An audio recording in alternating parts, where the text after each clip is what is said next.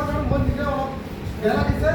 মই ৰাজ্যিক কমিটিৰ নৱনিৰ্বাচিত মাননীয় সভাপতিসকলক মই অনুৰোধ জনাইছোঁ, সাংবিধানিক দিশ যিটো অতি সোনকালে যিবিলাক জিলা আমাৰ মাজত আজি আহি পোৱা নাই, কি কাৰণে অহা নাই, অলপ আপোনালোকে খা খবৰ লয়, আমাৰ মাজত আদাৰ কাৰণে অলপ চেষ্টা কৰক। মই এইটো অনুৰোধ জনাইছোঁ।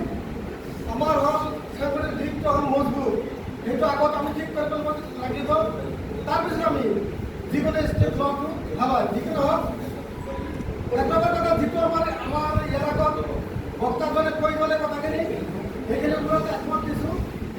আৰু এটা কথা, যদি আমাৰ বিষয়ববীয়াসকলে, আমাৰ মন্ত্ৰীসকলে যদি আমাৰ এই কথাবিলাক গ্ৰহণযোগ্য নকৰে, তেনেহ'লে আমি অতি শীঘ্ৰে আইন আশ্ৰয় ল'ব লাগে, কেছ কৰিব লাগে।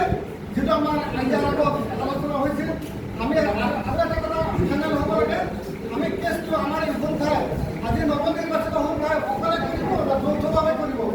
যিটো ইয়াৰ আগত যৌথ সমিতি গঠন কৰি দিয়া হৈছিল, সেইটো নামমাত্ৰ এতিয়া ভুলপথ চলি আছে। সেইটো আজি এটা সিদ্ধান্ত হ'ব লাগে, যৌথ সমিতি আপোনালোকে আছে না নাই, না ভাঙি দিছে না থাকিব, সেইটো স্পষ্ট হ'ব লাগে।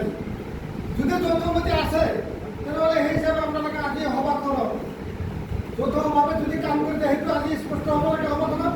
মই অনুৰোধ জনাইছোঁ। আৰু কেছটো যিটো আমাৰ কেছ হ'ব লাগে যে 55 বছৰ, এইটো অতি সোনকালে আমাৰ সকলোৱে গৃহৰক্ষী বয়স আজি 55 হৈছে গোটেইখিনি। অতি সোনকালে 55 পৰা 60 বছৰ কেনেকৈ আমি কেছ কৰি আন্দোলন কৰি সাক্ষাৎ কৰি আলোচনা কৰি কেনেকৈ আমি কৰিব পাৰি, ইয়াৰ ওপৰত অতি সোনকালে গুৰুত্ব দিব লাগে।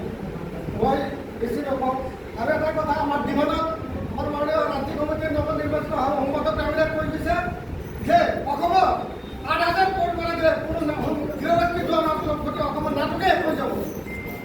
বহুত ল'ৰা ওলাই গৈছে, 55 বছৰ হোৱাৰ লগে ওলাই গৈছে। সিহঁতে এইটো কি অৱস্থা হৈছে, আমাৰ টুকুৰা ঘূৰি থাকে, দুখ লাগে, টুকুৰ পানী ওলাই আহে থাকে মানে। সেই সময়টো আমাৰ এইদিন আহিব। সেইকাৰণে মই অনুৰোধ কৰিছোঁ, অতি সোনকালে 55 পৰা 60 বছৰ কৰাৰ পিছত আমি যেনে তেনে লাগিব লাগে। আৰু 8,000 কোটি বঢ়াই দিয়াৰ কাৰণে যদিও চৰকাৰ, অসম চৰকাৰে গৃহৰক্ষী এই চাকৰি পালন কৰিব নোৱাৰে, 8,000 কোটি বঢ়াই দি আমাৰ সমাজত যিহেতু চলি আছে, আমাৰ আজি বৰ্তমান যিমান 7,000 8,000 বাদ গ'ল, 24,000 ল'ৰা আমাৰ আছে। 8,000 কোটি দিলে আমাৰ সমস্যাবিলাক সমাধান হৈ যাব। আমাৰ ৰেগুলাৰ ডিউটি পাই থাকোঁ, ডিউটি পালে আমাৰ কোনো অসুবিধা নহয়। ল'ৰাখিনি যিটো দল মাহ দিছে, আমাৰ 23,000 দিক, 23,000 20,000 দিক। যিটো আমাৰ অসমীয়া চাকৰিৰ কাৰণে আমি চাকৰিৰ কাৰণে যাওঁ কষ্ট, যাতে বেডিং বান্ধি আহিব নালাগে ঘৰত।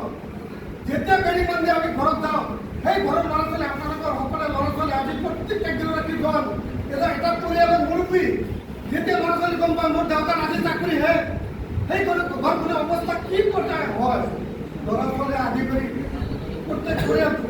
যিকোনো মই আজি এই সভাখনত আহিছোঁ, যিখিনি আলোচনা সেইখিনি ধৈৰ্য নাই। আজি 99ৰ পৰা চিন্তা কৰি আছোঁ, আজি আমাৰ পুৰণা সতীৰ্থ বহুত নাই। যিকোনো হওক, মই বেছি নকওঁ, বহুত কথা এইখিনি কৈ